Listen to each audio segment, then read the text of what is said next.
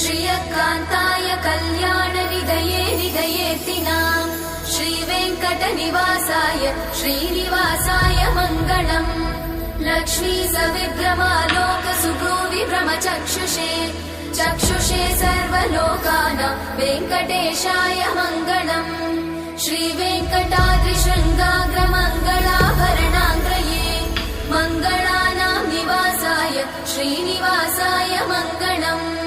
सर्वावयव सौन्दर्य सम्पदा सर्वचेतसां सदा सम्मोहनायास्तु वेङ्कटेशाय मङ्गलम्। नित्याय निरवध्याय सत्यानन्दचिदात्मने सर्वान्तरात्मने श्रीमद् वेङ्कटेशाय मङ्गलम्।